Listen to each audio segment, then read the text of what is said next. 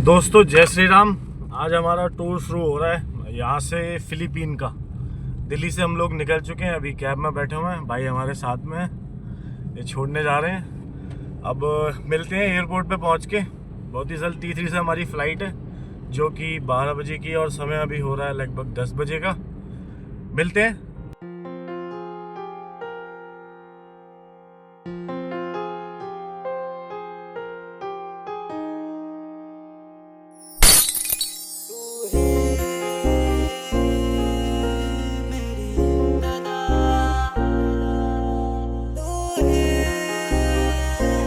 तो भाइयों हम पहुंच गए एयरपोर्ट पे। अब देखते हैं अपनी टिकट विकेट निकाल के कौन से नंबर गेट से फ़्लाइट उड़ेगी, अंदर पता लगता है। बैग वैग जमा करते हैं और मिलते हैं आगे। ये कुछ एयरपोर्ट है।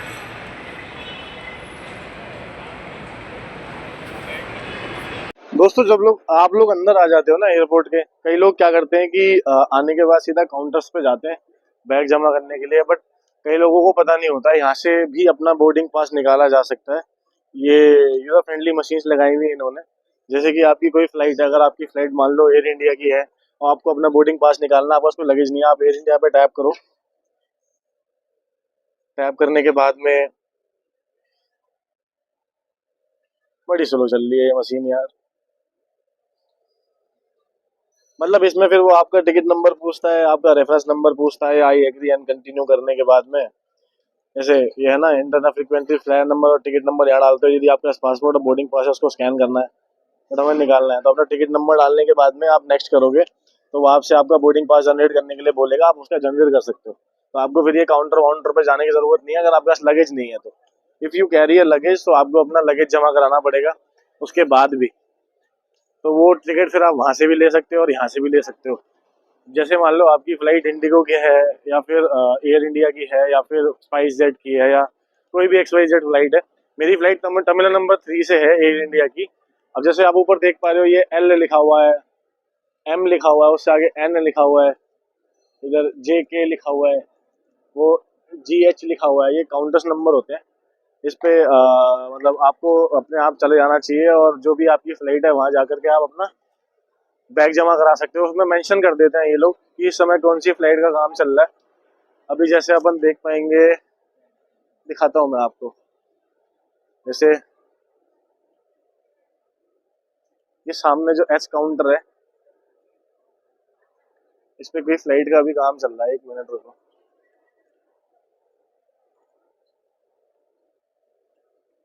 ये H पे आप देख रहे हो बिजनेस क्लास लिखा हुआ है LED पे। जाके दिखाता हूँ मैं आपको। ये ताशकंद जा रही है फ्लाइट, LED पे आप देख पा रहे हो बिजनेस क्लास लिखा हुआ है। ये ये ये उज्बेकिस्तान एयरलाइंस की फ्लाइट उड़ रही है इस वाले काउंटर से। अब उससे आगे ये जो F काउंटर है, इस पे स्पेशल असिस्टेंस लिखा हुआ है, वो ब्लू कलर की डिस्प्ले चल रही है जो। ये इंडिगो की एयरलाइन है, इस पे बैग ड्रॉप कर सकते हो आप। जैसे इंडिगो का कोई फ्लाइट नंबर अपना डाल करके आपकी फ्लाइट अगर मान लो 1-2 घंटे बाद, तो यहाँ पे अपना बैगेज आप ड्रॉप कर सकते हो। ये डोमेस्टिक डिपार्चर्स है, इसके आगे जाकर के इंटरनेशनल डिपार्चर्स हैं उधर की तरफ। तो ये आपको देखना पड़ेगा खुद से, थोड़ा सा हाथ पैर मार के इधर उधर घूम घाम के, तब आपको पता लगेगा कि आपकी फ्लाइट कौन से नंबर से और कहाँ से उड़ेगी। बैग जमा करने के बाद में फिर वो आपको पता लग जाता है कौन सा नंबर गेट है। इंटरनेशनल है तो आपको इंटरनेशनल से जाके करना पड़ेगा, और डोमेस्टिक है तो आपको डोमेस्टिक से जाके अपना एंट्री करनी पड़ेगी। फिर उसके बाद में ये इमिग्रेशन एंड सिक्योरिटी चेक्स होते हैं। बैग जमा जब आप कर देते हैं तो सामने ये इमिग्रेशन एंड सिक्योरिटी चेक में जाना पड़ेगा आपको, और बताना पड़ेगा भाई मैं इस देश में जा रहा हूँ, मुझे ये काम है, मैं घूमने के लिए जा रहा हूँ, या फिर मुझे ये वाला वर्क वीज़ा मिला हुआ है, मैं इस वर्क वीज़ा पे वहाँ पे काम करने के लिए जा रहा हूँ। ये सामने लिखा हुआ है इमिग्रेशन एंड सिक्योरिटी चेक, मैं आपको दिखा देता हूँ। जैसे ये है, ये इंटरनेशनल डिपार्चर्स है। तो ये जो चीज़ें हैं वन बाय वन अपन देखेंगे आगे चल के। अभी मैं अपना बैग जमा करता हूँ, उसके बाद में आगे मिलते हैं आपसे। बहुत देर बाद नंबर आया, बहुत भीड़ हो रही थी इधर। अभी बैग जमा कराते हैं। तो यार अपना बैग जमा हो गया, ये मिल गया अपने को बोर्डिंग पास, और अभी अपन जा रहे हैं इंटरनेशनल डिपार्चर की तरफ। जैसे ही मतलब ये अपना सिक्योरिटी एंड इमिग्रेशन हो जाएगा उसके बाद बताते हैं क्या कैसा एक्सपीरियंस रहा। ये अपना इमिग्रेशन और सिक्योरिटी चेक हो गया था। ये दिल्ली एयरपोर्ट का ड्यूटी फ्री है। यहाँ से कोई भी आप वो लेते हो सामान वगैरह तो ड्यूटी फ्री नहीं लगता, टैक्स वगैरह नहीं लगता, ये सब चीज़ें हैं। और जब सिक्योरिटी और इमिग्रेशन हो जाता है उसके बाद फिर आपकी यहाँ पे एंट्री होती है, इधर नहीं तो वो आपको वहीं से वापस भेज देते हैं। जैसे अपन ड्यूटी फ्री के अंदर जाते हैं तो यहाँ से अपन चलते हैं अपने गेट की तरफ, जो कि मैंने अभी भी नहीं देखा मेरा कौन से उस पर है। अभी मैं एक बार चेक कर लूँ, थोड़ा बैठते हैं यहाँ पे कहीं, उसके बाद पता करते हैं कि क्या है, कौन सा नंबर गेट है, कुछ खाते हैं क्योंकि अभी फ़्लाइट आने में है 1 घंटा, तब तक हम कुछ खा भी लेंगे।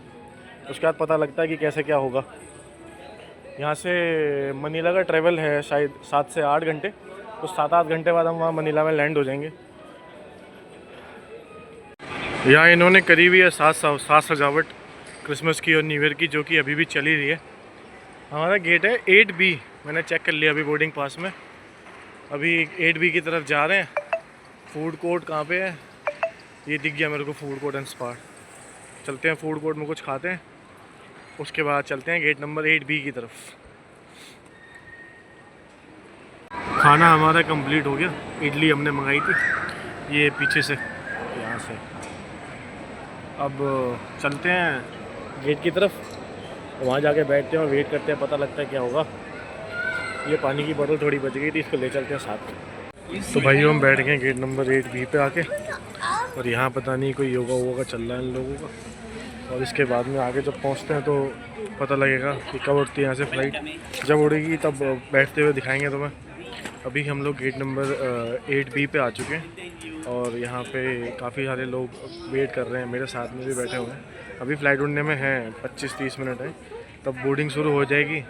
फिर उसके बाद हम यहाँ से डिपार्च करेंगे। हमारा है एयर इंडिया। अभी यहाँ पे फ़्लाइट भी नहीं लगी है, मैं देख पा रहा हूँ। ये इधर यहाँ अभी लगी नहीं है फ़्लाइट। चलो देखते हैं क्या होता है। भाई अपना हो गया है सिक्योरिटी चेक, ले लिया अपना पासपोर्ट, जा रहे हैं अपने फ़्लाइट की तरफ, बैठते हैं।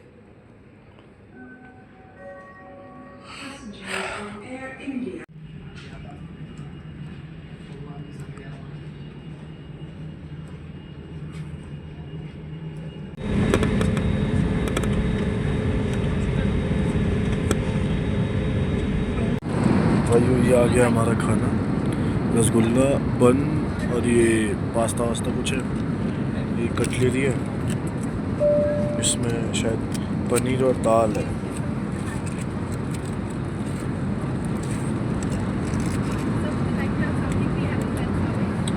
तो करते हैं लंच।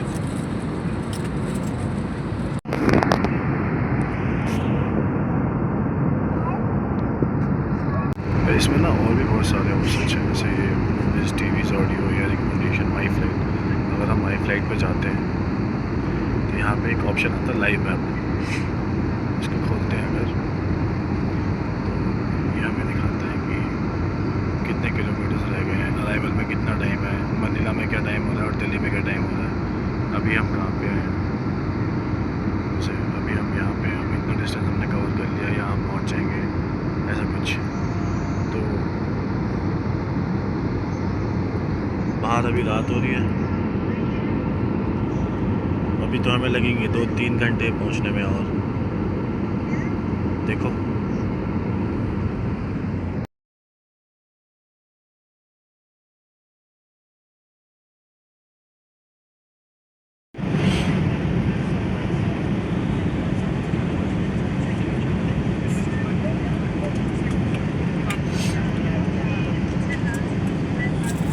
यूँ उतर गए हम फ्लाइट से, अब जा रहे हैं सिक्योरिटी और इमिग्रेशन की तरफ।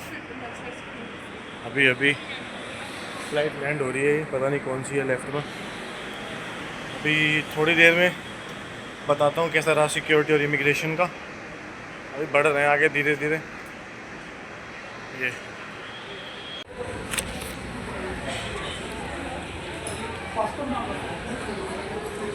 भाइयों अपना इमिग्रेशन हो गया, एक अच्छी खासी मतलब पसीने निकाल दिए एक लड़की ने मेरे वहाँ पे इमिग्रेशन काउंटर पे। बताता हूँ थोड़ी देर में होटल पहुँच के। अभी यहाँ से होटल की तरफ जा रहे हैं पहुंच जाएंगे तो बताते हैं फिर कहानी क्या हुई। भाइयों अब कराते हैं अपना करेंसी एक्सचेंज। अभी एक काम करते हैं, यहाँ पे $1 के 60 रुपये हैं, तो हम $100 करा लेते हैं। उसके बाद क्या होगा, 6,000 रुपये के आसपास आ जाएंगे। फिर और देखते हैं कितना क्या होता है, तब पता लगेगा। कराते हैं भाई, ये निकाल लिया अपन ने $100। अब कराते हैं इसको जाके एक्सचेंज।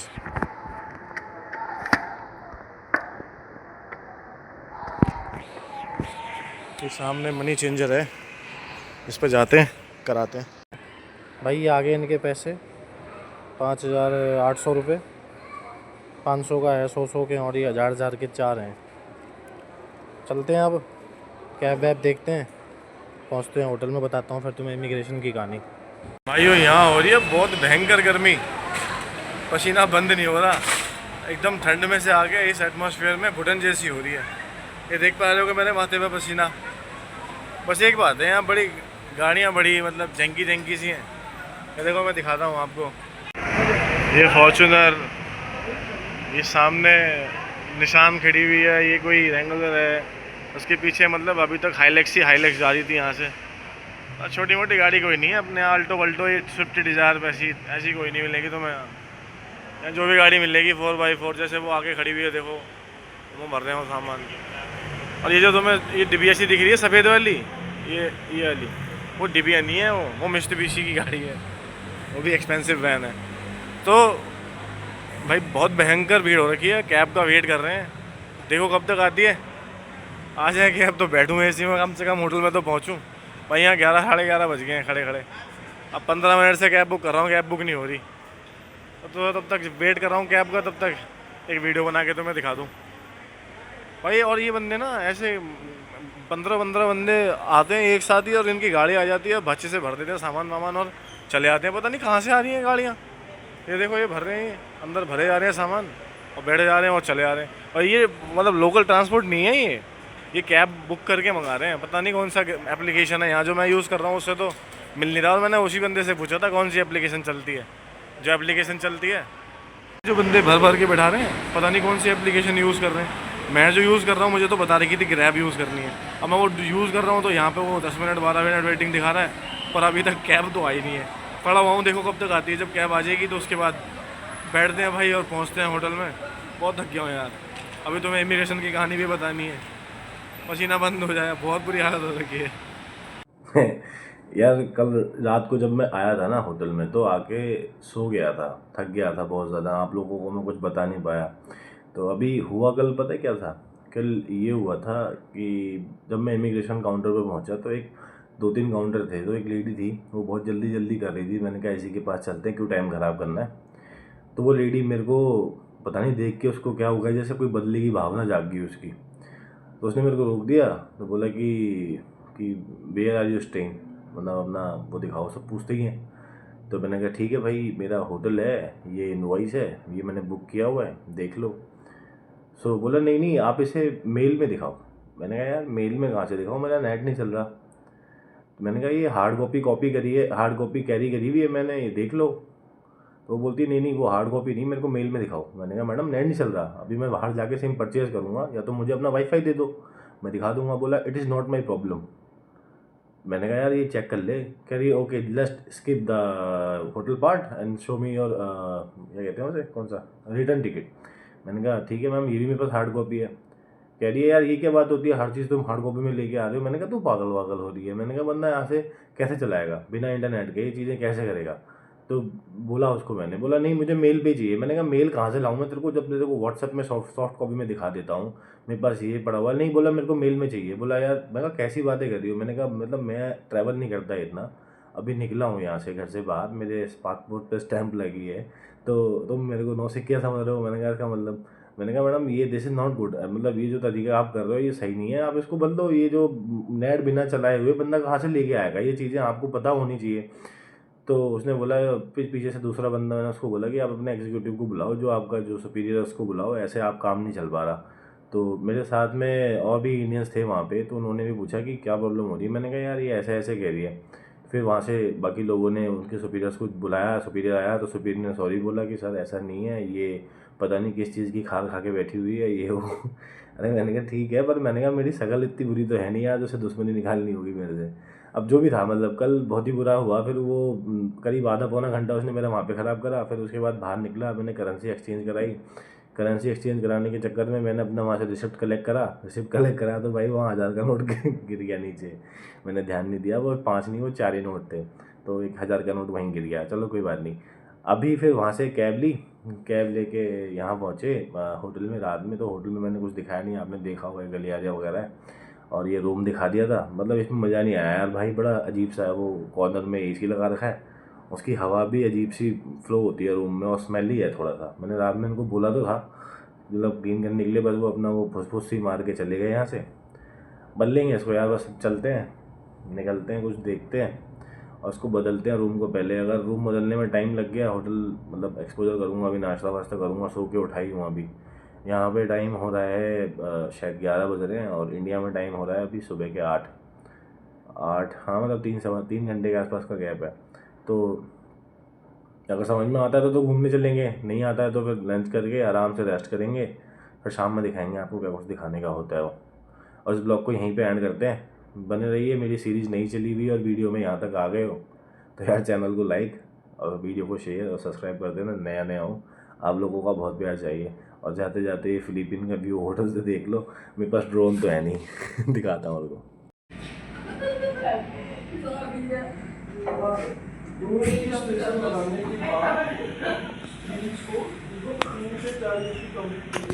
के बाद